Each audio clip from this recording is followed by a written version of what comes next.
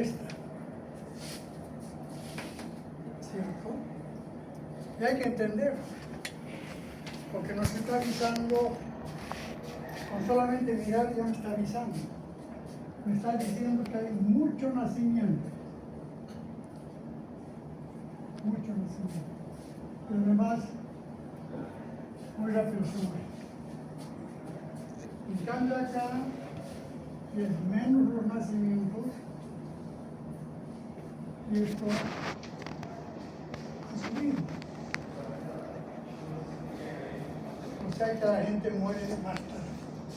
La primera cosa que tenemos que entender, eso significa que yo tengo que saber qué es lo que se ha hecho o qué es lo que pasa para que ocurra esto. Entonces tenemos que entender la primera cosa que, por una parte, la tecnología, por otra parte, la... ¿Hacemos bailar? Ustedes saben que los estilos de vida de la gente, cómo se ha organizado y cómo vive, para responder a todo y vivir feliz. Eso significa que él crea su propio nicho. Como el ganadero prepara un nicho para sus ovejitas, el humano prepara su propio nicho. Aquí voy a vivir de esta manera. Pero no puede estar en ningún momento separado, no se puede. Hemos dicho que se va a juntar con otras especies. Y tenemos que entender que ese junte con otras especies significa riesgo de tener enfermedades. Tenemos enfermedades, ocupa la pulga, los ratones, las ratas, tenemos enfermedad por mosquito, todo aquello que está alrededor nuestro, que en alguna medida nosotros hemos abierto la puerta para que se entren como enfermedad, porque adentro no hay ninguna enfermedad, claro, no tenemos. La enfermedad va a entrar de afuera hacia adentro. ¿Y qué vamos a hacer nosotros? Abrir la puerta para que se entre. Y eso significa no tengo información buena y mi estilo de vida no está organizado como para eso. Entonces la primera cosa que tenemos que pensar es que somos informadores. Hay que enseñar a la gente para que haga un estilo. La otra cosa que hay que entender es que las enfermedades han empezado a cambiar de comportamiento. Ahora, por ejemplo, si nos ponemos a pensar la tuberculosis. La tuberculosis es una enfermedad donde su bacilo, la gente te lo dijo, es oportunista. ¿Por qué es oportunista? Debe ser bien a la cabeza con algo oportunista. Que espera que el paciente esté inmunodebilitado para poder... Espera que la persona a la que va a atacar no tenga capacidad de respuesta. Por eso es que ahora no hay un paciente con VIH-Sida, automáticamente le hacen examen de tuberculosis. ¿Por qué? Porque ¿qué hace el SIDA? Lo debilita. Le quita todas las capacidades de defender. ¿Qué hace el vacío de COVID? Oportunista, se aprovecha del problema. ¿Cierto? Por eso es que hay ese problema. La otra cosa que hay que entender, nosotros como país pobre, en alguna medida, la tuberculosis que nos estábamos contagiando era, por decir, de primera línea, donde con estreptocina y NH, pasa todo aquello se lo podía combatir. El tiempo ha pasado, la tuberculosis ha cambiado, pero fundamentalmente en los países grandes. ¿Por qué la tuberculosis? ¿La tuberculosis es del campo o de la ciudad?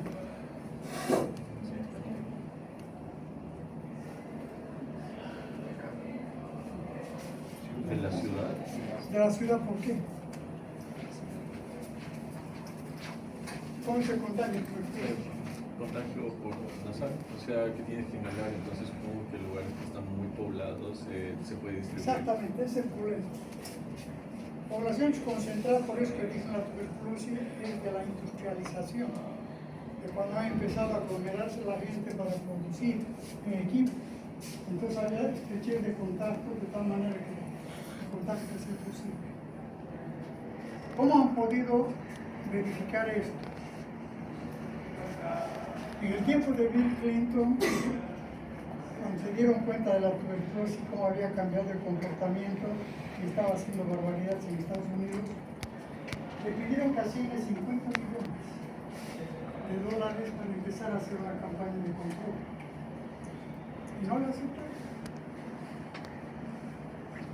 Pasó el tiempo, como 2 años, y volvieron a hacer un requerimiento ya no de $50,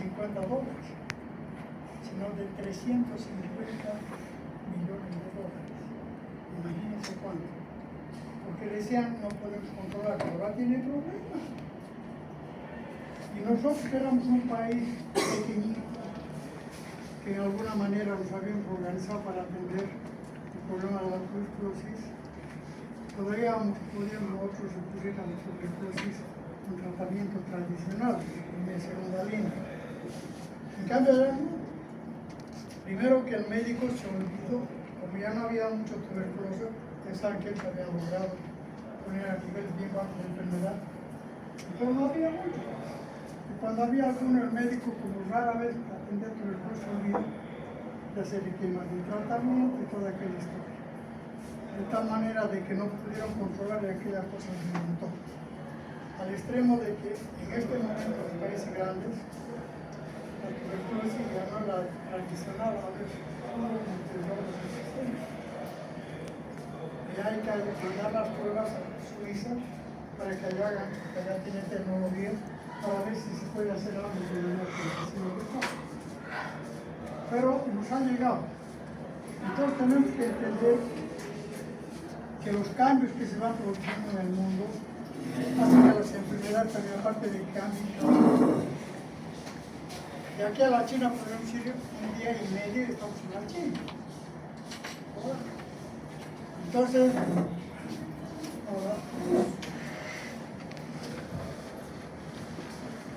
bueno,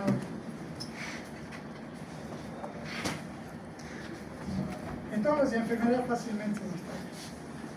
Lo que ha ocurrido con la gripe, la que está en las canas, con la ébola, que son macaños, con la fiebre, la viruela del limón. Entonces, de esa manera las enfermedades empiezan a caminar. ¿Cómo entró el COVID a Bolivia? Ahora bien, ¿cómo entró el cólera a Bolivia? Por tierra. Entonces hay mecanismos que hay que conocer en el comportamiento para saber cómo la enfermedad va a entrar para que uno se prepare. En el caso, por ejemplo, de lo vivido, en el caso del cólera, sabíamos que estaba en el Perú. No nos importaba cómo entró, pero nos importaba que no entraba a Bolivia. Lógicamente se empezaron a hacer una serie de acciones, especialmente en el caso. Pero yo estaba aquí en Santa Cruz. Yo tenía que proteger a Santa Cruz y los que necesitaban. Tenía que proteger Santa Cruz, tenía que ver cómo iba a llegar con Santa Cruz. Santa Cruz, ¿ustedes creen que la gente, ¿cuál es la quien agarra? ¿El que tiene plata o el que no tiene plata? El que no tiene plata. Es una enfermedad, no diría de la pobreza directamente, pero tiene más riesgo de agarrar a la persona que no tiene dinero por la procedencia. Todo lógicamente dijimos vuelta por tierra. Nos preparamos acá. Este vaso, por ejemplo, los vasos que antes daban refresco de invierno en vasos de vidrio. Hicimos desaparecer el vaso de vidrio, pongan de plástico. Algunos dicen que el plástico es cancerígeno, pero ¿cuánto tiempo va a pasar? Porque en caso difícil. El cólera, ¿verdad? Y enseñamos a la mujer que cuando vaya al mercado vaya con una bolsa abierta y señale lo que quiere y que se lo pongan ahí. La vendedora con guantes. Y ella lo único que tiene que hacer es cerrar acá y la vendedora sacarse el guante para recibir el dinero. La persona que había comprado tenía que ir a la casa una palangana de agua con lavandina y vaciar ahí y ya recién sacar. Estaba todo preparado. Cuando de repente nos avisan de Comarapa, ¿saben dónde es Comarapa? Es el límite de Santa Cruz y Cochabamba. Y lo que habíamos enseñado era en tren, en avión, en colectivos, el chofer, el que vende boletos, las cosas en el avión, miren los baños para ver si una persona entraba más de una vez al baño. Si entraba más de una vez, inmediatamente tenía que denunciar. de esa manera se iba controlando. Y acá fue lo mismo, dijimos, no, como colectivo tenía que ser. Dice que un tipo llegó, bajó empujando a todos y se fue al río, el río Chilón. Bueno, el colectivo, después de que cenaron todo eso, empezó a continuar viajando acá. Estaba aprendiendo el motivo, pero aquí falta un pasajero. Entonces dijeron, yo lo he visto ir allá al río. Pero allá el tipo estaba fregado. No podía parar el problema. El polio, ustedes saben, es una diarrea que no para. ¿Por qué ya no lo cargaron al hospital? Inmediatamente nos notificaron. Otro acá preparadito. Todo listo, macho menos. No había nada. Entonces dijimos, ¿qué cosa llega del interior? Ya ha habido casos en Cochabamba, en el mercado Calatarino, que es el mercado grande. Entonces entrábamos y ¿qué traen de allá? Pucha, de allá traen papas, zanahoria, lechuga, todo. Entonces va a entrar por ahí. Entonces empezamos a todo caso que venía con las verduras, ¿dónde llevaban? Y nos dimos cuenta que todos se pasaban a Montero. Y de Montero ya venían. Vamos a ver qué es lo que hacían en Montero. Y había una laguna, no sé si seguirá viendo allá. Ahí lavaban los productos de lavadillo que llegan al mercado, ahí lo lavaban. Entonces dije, pero esto es grave, están lavando acá, de repente el cólera están metiendo por acá. ¿Cuarentena o aquello? Cuando un día nos llaman y nos dicen del mercado de la Mala, doctor, aquí se nos ha muerto el que estaba a cargo del mercado de indigente, que dormía bajo calabinas y ganaba, se levantaba junto con el primer comerciante y se ocupaba de ayudar, ese era su trabajo. Y ese día no salía para verlo, estaba, como él decía, estaba empapado de sus propios que muertos. Entonces nos preparamos para que aquella cosa no vaya y ahí es donde controlamos la entrada. Pero miren, uno tiene que saber cómo va a entrar la enfermedad, qué elementos intervienen para poder intervenir.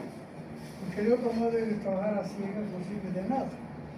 En el caso del chikungunya, que es una vergüenza que sigue ahí, eso no tenía que haber. Pero nadie puede opinar. Entonces, esto tenemos que entender. Está directamente vinculado con el comportamiento humano. ¿Qué hacen los pasajeros normalmente? Donde para el colectivo a tomar soda, a comer soda, a comer cualquier cosa. En el tren, en toda estación, a comer y a tomar. ¿Comprenden? Entonces de esa manera la cosa corría y me controlaba. Pero sin embargo estaba pendiente de la situación. Es decir, yo no puedo actuar si no conozco el proceso de la enfermedad, no de la enfermedad. Y la enfermedad tiene varios eslabones que vamos a ver después, que yo tengo que saberlo controlar porque cada uno de ellos tiene su propio comportamiento. No hay estándares. Por eso que dicen en epidemiología tiene que haber mucha creatividad y vivencia. Entonces de esa manera se controló Santa Cruz, pero en La Paz la cosa no fue así, no pensaron. Dijeron va a entrar del Perú y va a entrar por tierra y va a entrar por el aire. ¿Y qué va a pasar? Están en Brasil, van a venir a una casa particular o al hotel. Cuarentena los hoteles. Indicado todos los hoteles, que es lave, que aquí, que allá. Pero nunca pensaron que la gente del hotel defecaba y orinaba y se entraba al río Chapea. El río cruza la ciudad. Cuando llamaron al ministerio diciendo que había mucho muerto, que están muchos muertos en río abajo. Es un valle donde termina el choque de agua. Es un valle grande, muy bonito, muy pintoresco. Y la gente de ahí hace siembra de lechugas, tomates, todo aquello, pero riega con agua de lluvia. Entonces cuando empezaron a investigar se encontraron que todos ellos habían muerto de cólera y encontraron otros pacientes de cólera. Inmediatamente a investigar qué había pasado. Y ahí se descubrió que ellos producían y lo mandaban al mercado de La Paz. O sea, el vibrión lo habían cogido aquí abajo y lo estaban mandando. No tiene que ver eso. No tiene que ver. La otra cosa que hay que entender, los humanos tenemos, por toda la actividad que desarrollamos, tenemos dinámicas de todos tipos. Y esas dinámicas igual antes de que nosotros entremos en contacto con áreas donde la enfermedad está presente. ¿Qué es endemia? ¿Qué es endemia? No está el mataburro, los mataburros deberían estar ahí trabajando. No, la enfermedad que está en un lugar y permanece ahí adentro, permanece. Estoy hablando de la enfermedad. Quiere decir no siempre el enfermo, pero hay algo dentro de la cadena del enfermo que está manteniendo para que llegue el humano y se enferme. Esto es importante para la salud. Sin embargo, aparecen enfermedades que hacen explosión, en este caso cólera. Es una explosión. O sea, eso es una epidemia. ¿Qué es una epidemia? ¿Y cuándo dice ha salido de control? ¿Y qué se llama los casos que estaban ahí? Endemia. Ahorita hemos dicho. Endemia. Endemia.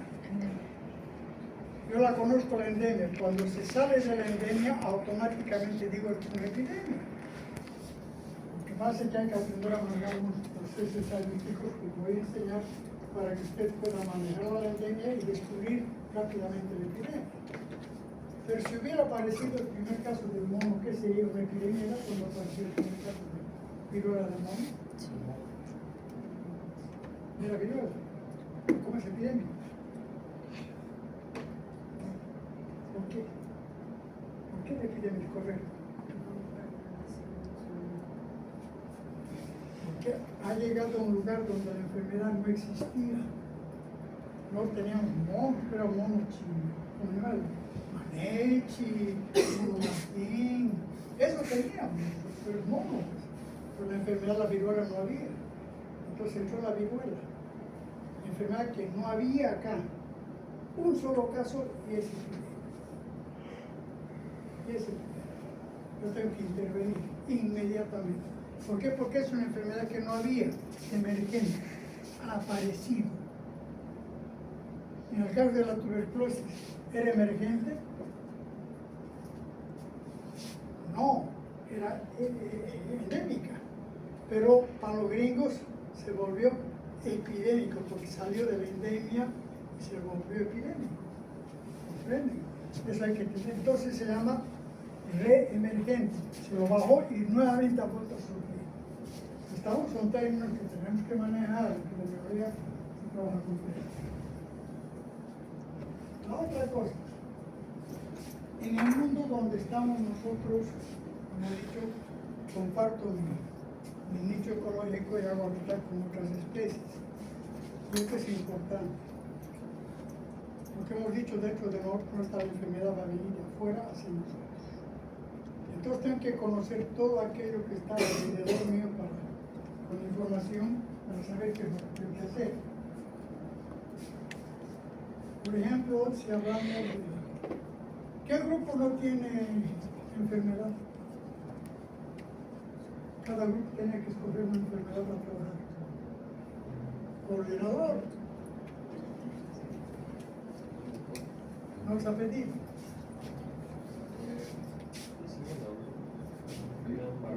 ¿Usted es el coordinador? No. Pero masacrar al coordinador. Cada grupo tenía que decirte qué enfermedad van a trabajar. Yo pensé que en el curso no la había entendido. Yo pensé que en el curso Uy, no lo he entendido. cada uno la suya iba a decidir. Entonces van a darle a él. Entonces aparecen enfermedades cuando nosotros hemos abierto las puertas y hemos permitido que otras enfermedades entren. Pero toda enfermedad que nos entra, alguien hace posible. La enfermedad no entra a nuestro cuerpo si no hay algo que ayude. Así por así no hay. Por eso existe esto. Donde tenemos un agente de enfermedad, una personas que tienen riesgo de enfermar, y algo hay acá en el medio ambiente que haga posible que este se junte con él. ¿Cómo la gente puede entrar a una persona? Alguien tiene que haber. Y ese alguien está fuera de la persona. Fuera de la persona. En este momento ustedes son parte del medio ambiente. ¿Cierto? El aire es parte del medio ambiente. Entonces, este hacía posible de que este pueda entrar a este. Y alguien había acá que era el que permitía este tipo de unión. Eso es lo que llamamos vector. O sea, aquel que tiene capacidad de llevar la enfermedad e introducirla al otro lado. Como ejemplo, agarraremos para entender hantavirus. Hantavirus es una enfermedad del ratón. En el ratón. ¿Cómo puede saber de que hay hantavirus? Llega un paciente, lógicamente, con dolor de barriga y fregado y con fiebre y cualquier cosa. Pero a mí no me interesa su enfermedad. Me está hablando si tiene fiebre, es una infección. ¿Qué tipo de infección? Si es una fiebre que apareció violentamente viral, si es una enfermedad, una fiebre que apareció gradualmente, es una bacteriana. Entonces ya sé, por la rapidez con que apareció, que es viral. Entonces empiezo a relacionar dónde puede haber agarrado, qué enfermedad ha agarrado. Entonces, ¿qué haces? ¿Dónde vives? Entonces, sí, trabajo con gramíneas, soy productor de granos. Entonces, lógicamente, la primera cosa que me está diciendo es que el primer contacto que ha hecho, aparte de hacer contacto con los productos que él está sembrando, ha hecho contacto con quién. ¿Quién vive de los gramíneas? ¿Qué animal o qué animal hay que vive de los granos, aparte de los que comen? ¿Ratón? El ratón vive de comer arroz, soya, todas esas cosas. El ratón es el que come, pero yo, como no conozco, he agarrado y lo he metido al ratón en mi casa. Miren cómo uno abre la puerta para que se entre la enfermedad. Yo he entrado. Lógicamente le digo, ¿has visto el ratón por tu vivienda? Sí, doctor. ¿Y cómo era el ratón? Era así chiquitito, cafecito. ¿Y qué más tenía? Su cola era muy larga. Entonces automáticamente me dice, tengo hantavirus. Y solamente así eso. Por eso la importancia de conocer los elementos que intervienen en la enfermedad para poderle preguntar de acuerdo a lo que estoy preguntando en él. ¿Comprende? Eso es importante. Peor todavía cuando pensamos que el humano en algún momento de forma intencional o no intencional o de forma natural empiezan a producirse cambios ecológicos. ¿No es cierto? De repente se produce para sembrar soya, por ejemplo, ahora agarran y empiezan a desarrollar los árboles, a abrir los chacos más grandes. Automáticamente, ¿qué están haciendo? Le están quitando su espacio a otras especies. Y al mismo tiempo, las especies que ya no tienen dónde comer, ¿qué van a hacer? Se van a entrar dentro del espacio. Esto ha ocurrido, por ejemplo, con el problema de hantavirus. El hantavirus ha caminado. Y ha caminado justamente en un lugar donde hay comida. Acuérdense, una bacteria, ¿por qué escoge al humano? Porque el humano es el alimento que él necesita. Tiene que adaptarse a otra especie. Toda pelea en el mundo por sobrevivir por la comida. Entonces hay que pensar en eso. Cuando nosotros hacemos las cosas, no compramos, sin informar, metemos la pasta. ¿Por qué pasa con los chistes mejores? Se empezaron a agarrar todo y al final le han quitado espacio a los ratones y todo. Han empezado a comer ratas y todo eso de cosas. ¿Por qué? Porque tenían problemas serios. Entonces nosotros tenemos que pensar en eso. Que las cosas de forma intencional las cambiamos nosotros, pero no para hacer daño, sino porque yo tengo que hacer dinero y bueno, qué cuestión de conciencia. Pero hay otros eventos también en los cuales no tenemos que intervenir que tenemos que conocer. ¿Qué pasa cuando un río se desborda? Se sale de su cauce y todo lo que encuentra por ahí, por debajo del nivel se entra. Normalmente, ¿dónde hemos dicho que se ubican las familias? En la orilla de los ríos, por el agua. Automáticamente a ese riesgo. Entonces tenemos que saber nosotros cuáles son las poblaciones que tienen riesgo. Lógicamente toda población que vive en ribera del río, lógicamente para nosotros es un riesgo. He tenido que aprender a esto. Pero hay que entender que la gente tiene la receta. Yo no le puedo decir a él, tu casa es volcado de norte a sur. No conozco ni dónde es tu casa. ¿Cómo voy a hacer eso? Entonces acá lo que sucedió es de que ellos me enseñaron, yo no sabía, yo era gente de programa, no sabía. Y encontré justamente en la clínica. Bailón, salía por ahí de las simulaciones. Cuando yo llegué allá, ya había subido la inundación. La parte de abajo del pueblo estaba con agua. Y hablando con el médico me fue contando que aquí, que allá, que sé yo. Cuando me dice, doctor, me dice, acompáñame, vamos a ir a ver el nivel del río. O sea, que les diga, ¿se imaginan cómo se mide el nivel del río? Ay, me lo enseñó. Yo lo vi mirar así y se dio la vuelta. Qué admirable, digo, la piedra. Hace media hora que vi, todavía no ha llegado el agua. Usted estaba midiendo el nivel, el tiempo que tardaba el agua en caminar. Y había un palito al lado, le dije, ¿ese palito para qué es? Para ver la altura. Porque tiene que estar acá, si sube de acá, entonces tiene que hacer que la gente salga de acá. Ay, aprendí. Entonces, yo ya sabía eso, y lógicamente la primera cosa que uno tiene que saber es dónde voy a llevar a la gente. Se va a inundar. ¿Dónde voy a llevar a la gente? Y para eso tengo que ver la forma de cómo interactuar con ellos. Porque la receta la tienen los que sufren el problema. Por eso es que alguna vez se ha dicho las enfermedades se las atienden mejor cuando el propio enfermo es el que sabe por qué enfermado. Entonces la gente nos empezaron a explicar y encontramos de que había conflictos dentro de ellos. Eso nos mostraba que nos habíamos equivocado.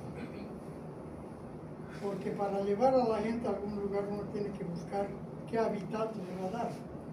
Y digo hábitat porque tengo que decir, él va a venir con su perrito, su gallinita, qué sé yo. Y además va a compartir con otros humanos el espacio. Entonces tengo que buscar un espacio donde no sube el agua y además todos pueden estar allá. Y tengo que pensar que la comida que come uno para comer todos. Los beneficios para uno también son para todos. Ahí es donde aparece el famoso virus común. Y hay que pensar qué cosa necesita la persona que va a salir. Lógicamente, una cosa que se hace a nivel internacional es que cuando hay una inundación, los países que quieren ayudar ya no mandan. ¿Ustedes sabían eso? Ya no mandan. Esperan el pedido. Porque antes mandaban todo. Imagínense que nos manden zapatos de holandeses de este tamaño, que vuelven basura. O de los japoneses de este tamaño, que vuelven basura. Entonces ahora no, se pide. Se hace una carta a los países y se dice, quiero que me manden zapatos entre estas medidas, en fin, todo ese detalle, para que no haya basura. Porque antes no se imagina la cantidad de basura que había, porque mandaban todo. Y al final de cuentas todo, tal vez una cosa para servir. Entonces eso también hay que entender, ¿no es cierto? Hay que entender para saber qué va a pedir. La otra cosa que hay que entender es, tengo que darle un hábitat al humano que estoy pintando acá. La primera cosa que necesita, ¿qué es? Cobija, techo. Y miren qué importante es esto. Cuando había problemas políticos con los mineros, hasta que los mineros dejen de fregar, los agarraron una parte al Napacaní, una parte al Chapare, otra parte a los Llanos de la Paz, y otra parte al Alto de la Paz. Ya era así del Alto de la Paz, de ese acomodo de mineros. En ese tiempo, cuando se iba a en techitos azules, se sentó, tenía su carpeta azul. No estaba bien. Ahí pongan ya a pensar qué significa eso. Y van a entender por qué la antena está fregada, por qué la antena está resentida. ¿Quién aguantaría vivir en una carpa años? Ya han vivido años. Es desesperante. Entonces, yo tengo que pensar en eso. Si voy a hacer algo, no tengo que crear problemas en eso. Porque al margen de que alguien no, te voy a aumentar el problema. No se puede. Por eso es que uno tiene que saber qué es lo primero que necesita. Agua. ¿Qué más necesitan? Comida. Ropa no importa. ¿Qué más necesitan? Comen y orinan. Baño. Para comer comida, ¿qué necesitan? Olla. Entonces uno va mirando el escenario que tiene que preparar para ello. Y de esa manera uno tiene que mirar todo. Imagínense un piojoso allá al medio. Dios mío, bueno, como está todo acondicionado, piojoso van a aborrecer todos. Bueno, imagínense allá adentro un tipo que se ha peleado, empezar a pegar en el todo eso hay que mirar, todo eso hay que entender el comportamiento humano. Y de esa manera uno consigue los productos. Esto es importante. La otra cosa, hemos dicho las enfermedades están fuera de nosotros. Si yo no tengo ese concepto, nunca voy a llegar a un buen diagnóstico. ¿Qué es lo que hace el médico? Diagnóstico. ¿Diagnostica o sospecha? Sospecha. Ninguno diagnostica. Sospecha. ¿Por qué? Porque él necesita tener la evidencia de que lo que está sospechando es verdad. Porque si no fuera así, ¿para qué utiliza el laboratorio? ¿Por qué utiliza el laboratorio? Porque yo dudo de lo que estoy diciendo, dudo de lo que estoy haciendo. Entonces busco mi ayuda y utilizo el laboratorio. Acuérdense, el médico está aquí arriba. Todo lo que hay acá abajo, él tiene que manejar como líder. Manejar todo esto de acá. Entonces uno tiene que saber también lo mismo. En este caso, hay que buscar quién va a liderar el grupo. Lo que hemos hecho acá. ¿Quién va a coordinar el agua? Y se le da la responsabilidad de las cartas de código, porque ese es el que va a hacer posible de que las cosas se cumplan como se ha hecho. Porque además cuando se inunda, aparte de que se ha salido la persona y su familia, se ha salido su gatito, su perrito, su pollito y todo aquello que ha podido, pero ¿quiénes van a salir? ¿Quiénes van a escapar de la inundación? Debo saber. Arañas, víboras, mosquitos, todo sale. ¿Y dónde va a ir? A la parte alta. Tiene que ir ahí también. Entonces, mire, si yo no conozco esto de las economías, ¿cómo por ello atendemos?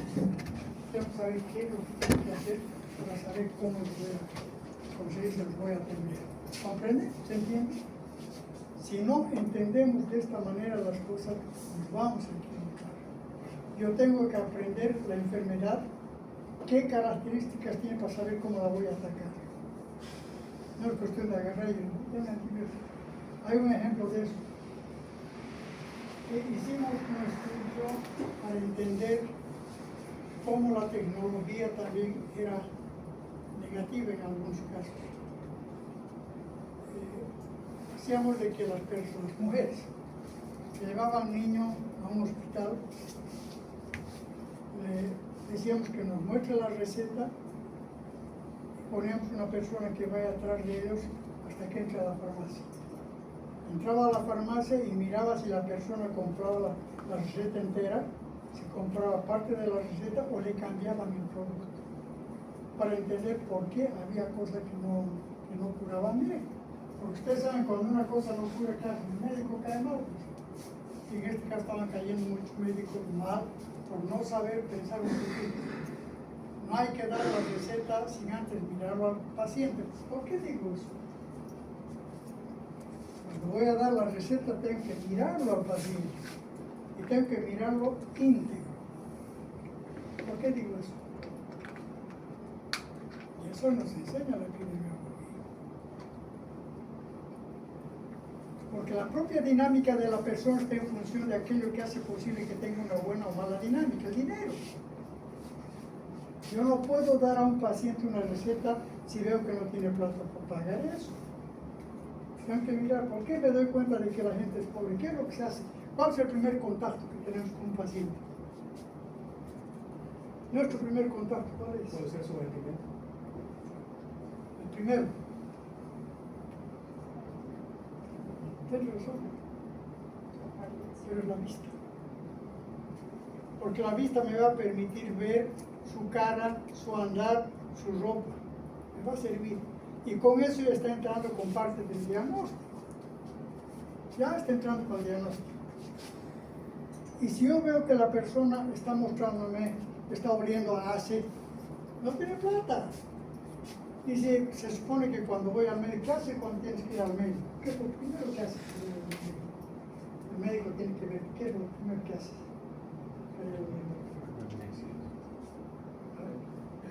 ¿No has sido mujer? Sí. ¿Y qué has hecho? ¿Ah? No, pero antes que eso. Estás en tu casa, vas a lo del doctor. ¿Qué vas a hacer?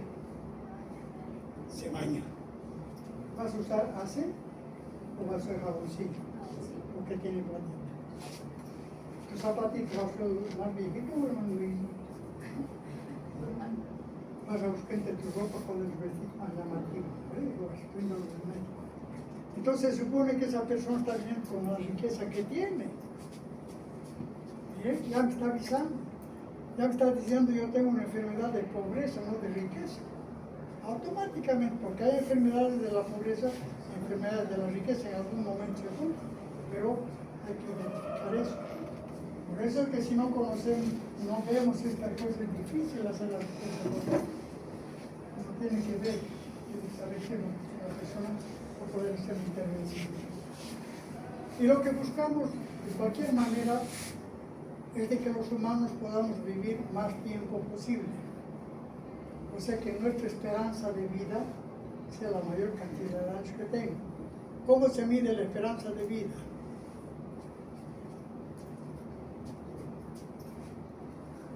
No están enseñando eso. ¿Cómo se mide la esperanza de vida? Con la media de los ancianos, ¿Cómo aquí? adultos mayores. Nada, ¿Se refiere a una persona o a una población en general? nada. Tomando en cuenta los factores de relación. Basado en antecedentes familiares. No, acá, punto cero.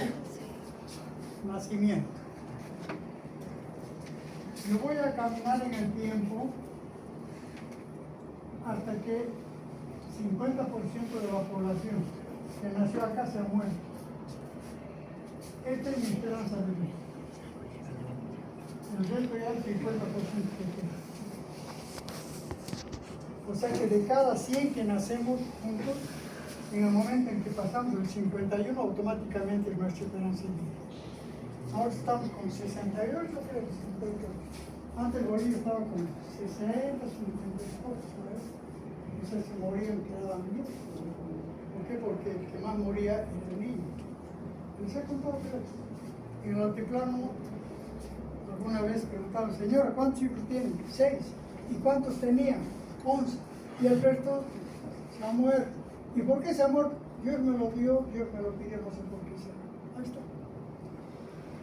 Entonces, la esperanza de vida era baja. Inclusive si vamos al siglo XVI, van a ver que la esperanza de vida no llegaba a 40 años. O sea que de cada 100 que nacían, la mitad se morían por los 40 años. Esto tenemos que manejar, porque es un instrumento que nos va a permitir mostrar las cosas buenas que estamos haciendo, y son buenas, ¿por qué? Porque la esperanza de vida es más. Es lo que tenemos que hacer, es lo que tenemos que buscar. Que la gente no enferme, porque la enfermedad es un riesgo de muerte. Para eso tenemos esto. No está ahí.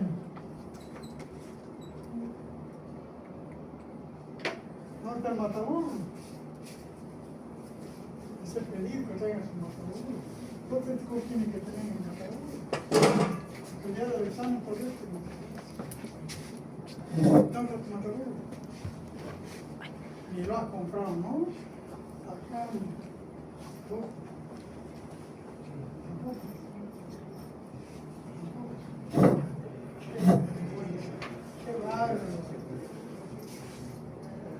¿Hasta aquí va bien?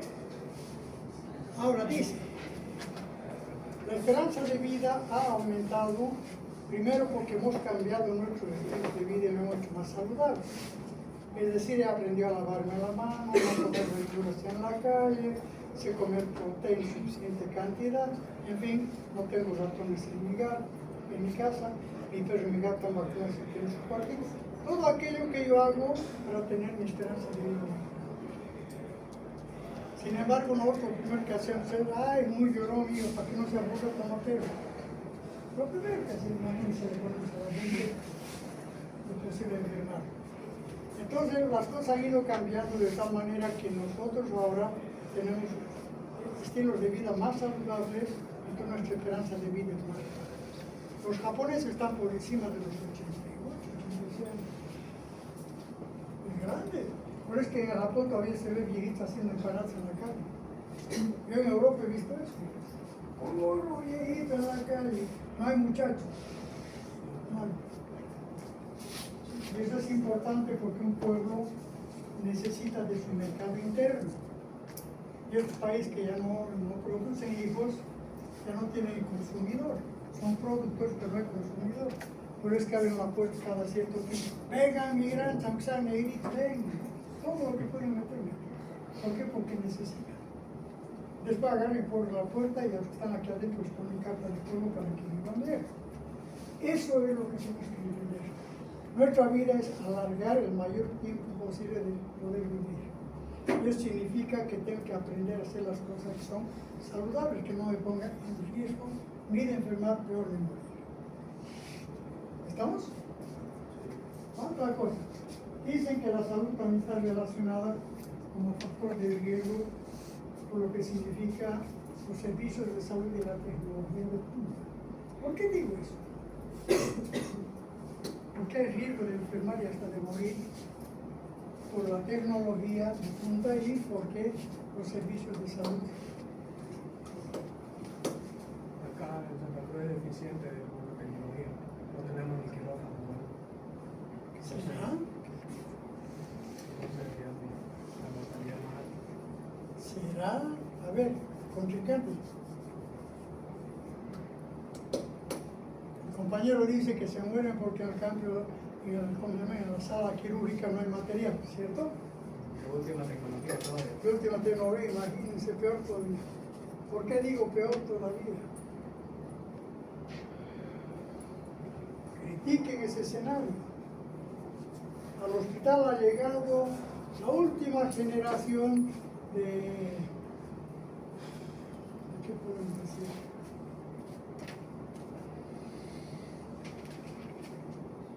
A ver qué aparatos modernos. ¿De qué? La última tecnología del tomógrafo ha llegado. Miren, y nos ha costado $150,000. ¿Ustedes creen que resulta el problema de la gente?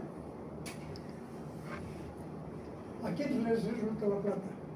Porque eso que ha entrado con 150,000, si no es un regalo, y aun siendo un regalo, no lo van a dar gratis. Para empezar, tienen que tener a alguien experto en el manejo de ese aparato. Y no siempre va a ser el médico. ¿Por qué es importante saber esto? Porque automáticamente estamos discriminando y partiendo a la gente. El que puede pagar, el que no puede pagar. Esto hay que pensar. La tecnología de punta tiene que responder a todos en forma pareja. Cuando traemos para resolver problemas de un solo grupo discriminadores, no se puede hacer. Entonces, eso está afectando. Eso está afectando. La otra, cuando hablamos de servicio, se entiende que cada servicio está preparado para la población que le toca atender. Ustedes saben que los servicios de salud de Santa Cruz, por ejemplo, no tienen las mismas cosas que pueden tener los de La Paz, por decirlo. Tendrán la tecnología, pero la información del médico es la misma. Aunque haya estudiado en la misma universidad, el actuar del médico cambia, porque en La Paz son otras enfermedades, es otro mundo, y acá son otras enfermedades. Por eso la importancia de que en las universidades se enseñe el perfil de cada región. Así se va a enseñar después allá. Pero es importante conocer, ¿por qué? Porque me estoy preparando para atender a la gente. Entonces tengo que saber qué cosas va a pasar con él. Entonces, en ese sentido es importante. Lo que es peor todavía, un servicio de salud es bueno cuando no discriminan, ¿no es cierto? Ustedes saben que acá tenemos ese problema. ¿Quién se hace en cola a la puerta del hospital y duerme un día, 2 días? ¿Gente que tiene dinero? O sea que nosotros no estamos preparados para no discriminar. Yo soy político, quiero aclarar, pero tengo la suficiente capacidad mental para poder saber qué cosa está bien y qué cosa está mal. Doctor, pero también puede ser porque no hay cama, ¿verdad? No es fácil. Porque la mayor parte de los que hacen cola es para que le digan toma esto, toma esto otro, o haz cola con el cardiólogo, que si no son para internar, normalmente, la mayoría son consulta externa. La mayoría. Inclusive hemos podido ver, y esto es verdad, algunos hospitales tienen camas ocupadas por gente que solamente está ahí para tomar su píldora. No debe estar en su casa haciendo consulta médico hospitalaria. O sea que nosotros como servicio no estamos preparados. Porque cuando vino el COVID nos mostró que nosotros no sabíamos nada, no teníamos nada. Y sin embargo no hemos aprendido. La primera gripe fuerte que vino hace unos 10 años atrás, pero brutal. Y ha vuelto a aparecer la gripe. No habíamos cambiado nada. Todo seguía igual. O sea que en ese sentido nosotros no somos justamente quienes podemos garantizar la salud y la vida de la gente. Para eso tenemos que entender qué es la enfermedad. Y la primera cosa que tenemos que entender es que la enfermedad no solamente depende de lo que hay en el medio ambiente, depende de cada persona. ¿Qué tengo yo para tener una enfermedad? ¿Qué tengo yo para no tener una enfermedad? La primera cosa, ¿será que el sexo tiene que ver? Claro. Hay enfermedades de la mujer, enfermedades del hombre. ¿Cierto? ¿Será que la edad tiene que ver? Claro, porque hay enfermedades que son de la mujer y son del hombre. Cuando son más chiquititos ya no hay esa diferencia. ¿Comprende? La mujer se empieza a hacer visible después de cierta edad. Más antes los dos son igual, lo único que tienen diferentes su anatomía, después son lo mismo. Hasta para jugar ahora. Como todo es tecnología, los mismos que están agarrando los hombres y las mujeres. ¿Será que es importante la Constitución? Claro. Porque la diabetes, ¿a quién busca? Los que comen de más y son gorditos y no saben cuidarse. No vayan a pensar que me pongo azúcar en mi vena, no hay eso. Lo que pasa es que como tan mal, que la comida que va, yo voy comiendo el azúcar, pero me olvido de que es en el laboratorio. Y cuando él empieza a fallar, automáticamente no hay quien consuma el azúcar que estoy metiendo. Entonces, ¿qué pasa? Que ese azúcar se queda en sangre, hasta que desfallece la persona. Entonces es importante, ¿no? ¿Por qué también es importante el sobrepeso? Por la plata. A mí me cuesta un terno completo, por decir 200 pesos, a un gordo tiene que hacer la medida. ¿Comprenden? Todos tienen que ver. Además el gordo come mucho. Entonces tenemos que saber también eso. Santa Cruz, por ejemplo, tiene un problema. Se come mucha carne roja. Cuando vino el profesor Ahumada de Chile, cuando estaba haciendo maestría, el tipo dijo que no había visto desnutrido en Santa Cruz, más bien había visto hipernutrido. Y es cierto, en Santa Cruz no había visto desnutrido, ni en el campo. Pero vayan a Oruro, vayan a Potosí, vayan al campo, ahí van a ver. Y se van a preguntar, ¿qué come esta gente? Un poco más nos disparso de lo que pueblo. Entonces, eso también hay que ver. ¿Qué cosas tengo yo que me ayudan y qué cosas tengo que me perjudican? ¿Por qué es tan importante, por ejemplo, recomendar y decir, haz deporte? ¿Qué hace el deporte? Puede quemar calorías más rápido. Te mantienes. Come el azúcar, músculos. Por eso es que cuando uno acaba con macurca, ¿qué es la macurca? Me falta azúcar. Listo, eso es la macurca. ¿Comprenden? Entonces yo tengo que empezar a saber qué cosas no debo hacer. Lo que está pasando ahora, ¿no? Ustedes saben que estamos viviendo una época muy difícil. Yo hablo de Bolivia, no hablo de Ecuador. Y es que si se han dado cuenta, actos de vandalismo se hacen más en Santa Cruz que en el interior. Realmente un sitio único. Cuando uno es curioso, uno trata de explicar. Para eso, lógicamente, uno critica el escenario de cada caso.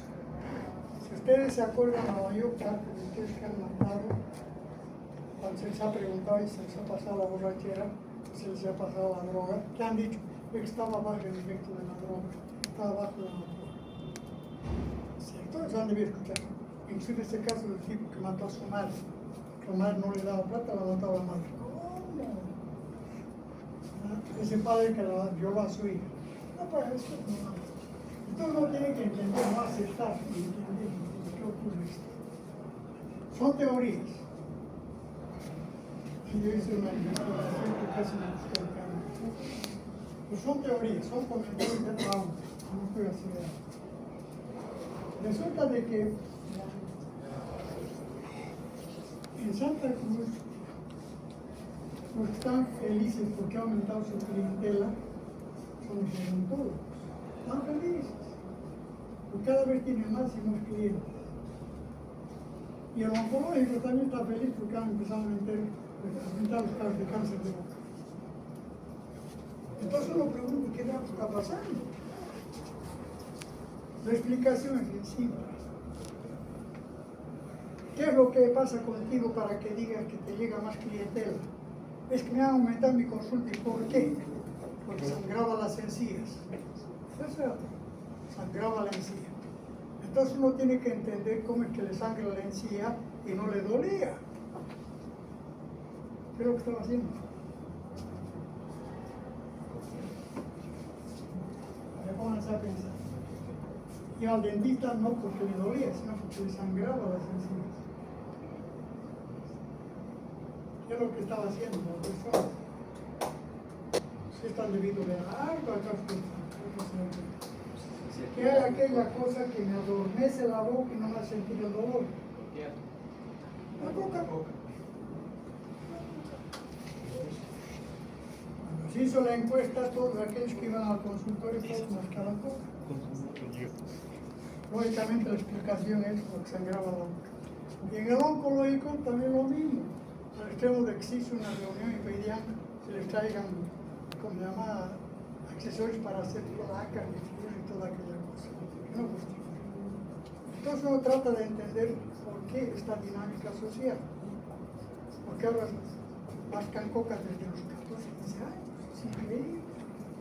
Se no entra en mi cabeza, algo está pasando. Entonces empezamos a investigar. Agarré a un amigo en Sucre, agarré a un amigo en Cochabamba.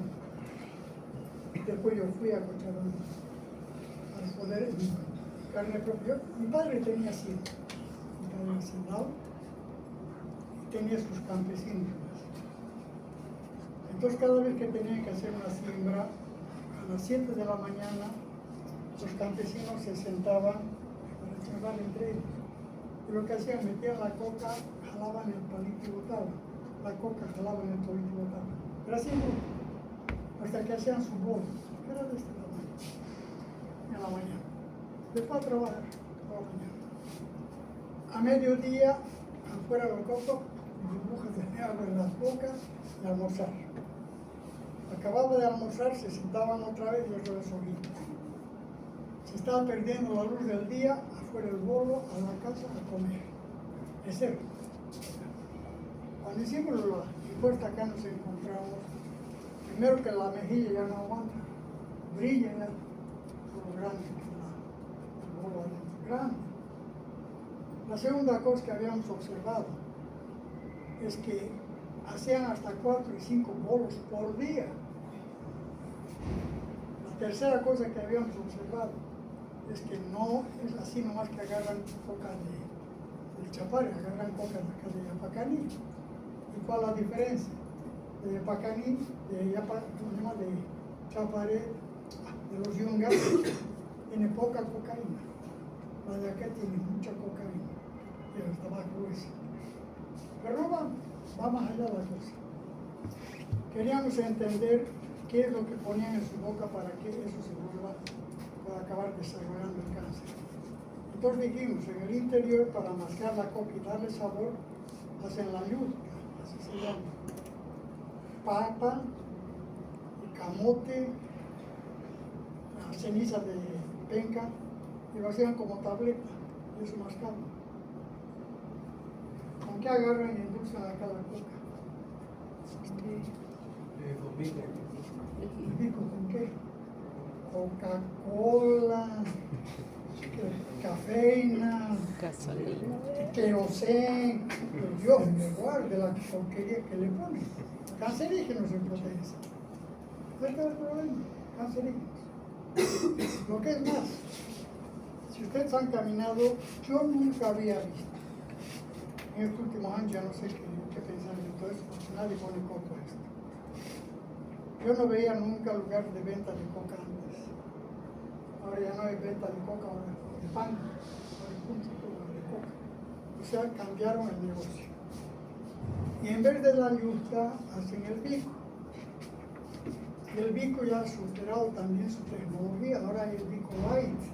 ¿Cuál es el bico light? Después de mezclar con todo, le ponen hasta cocaína. Ahora viene la pregunta. ¿Qué es lo primero que altera cuando uno está drogado? ¿Qué es lo primero que se altera? Los 5 sentidos. La visión. Comportamiento. Comportamiento. Entonces, eso es una hipótesis, porque nosotros estamos viviendo un momento muy delicado, que cada vez es más grave. Inclusive hemos hecho seguimiento a los accidentes de colectivo, estos que van de un departamento a otro. El efecto de la cocaína empieza a aparecer después de la tercera o cuarta hora. Ya se hace visible. Empieza a aparecer los efectos. ¿A qué hora son los accidentes de colectivo? Obviamente en la noche. Después de las 2, 3 de la mañana. Y lo que se altera es la perspectiva de la distancia y la perspectiva de la velocidad. Lo primero que se altera es la velocidad. Entonces hay muchas cosas que deberíamos saber, que no hacemos. Entonces, si ustedes se dan cuenta, ciertas cosas no se discuten, ¿cómo vamos a poder hacer que la gente cambie de comportamiento? La gente no sabe de esto. No sabe de esto. Entonces quiere decir que nosotros no estamos haciendo nuestro papel, enseñar a la gente. Y hay que enseñar a la gente las cosas que cada día está viviendo para cambiar. Por ejemplo, en los hospitales. ¿Qué es lo primero que debe hacer el médico cuando llega a un hospital?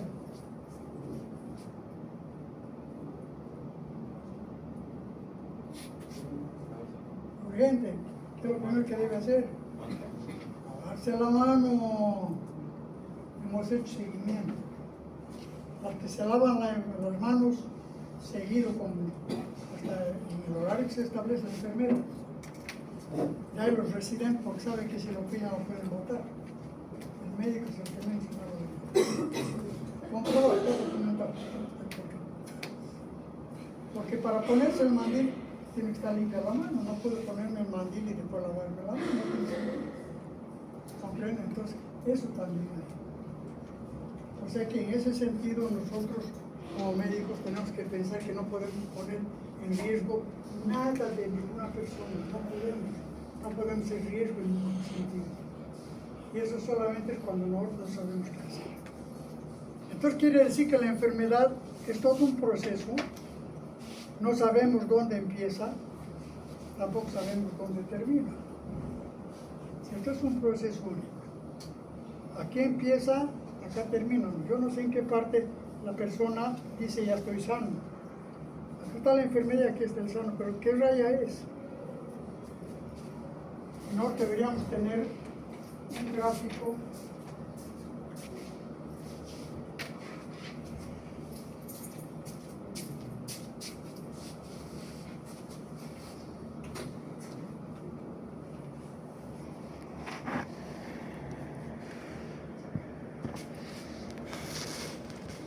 enfermo sano. Esto es lo que no tenemos, no sabemos. Pero ¿para qué nos sirve esto? Voy a empezar a mirar si los enfermos empiezan a bajar. Automáticamente estoy haciendo. Pero si por el contrario los enfermos van subiendo, entonces para eso me sirve esto. Esto deberíamos, cada cual tiene que trazar, por esto al médico se le dice cada fin de tarea de cada día, mira lo que ha realizado y mira lo que ha hecho bien. Esto es urgente. En cuanto nosotros mejoramos nuestra calidad, automáticamente la parte de enfermedad se ve imposible. Automáticamente. Y la parte de salud se va a dar. Es el mejor instrumento de medición para nosotros en la salud. ¿Comprende? ¿Estamos? Bueno, trabajo ahora. Nos organizaremos por ordenador. ¿Qué otros tienes?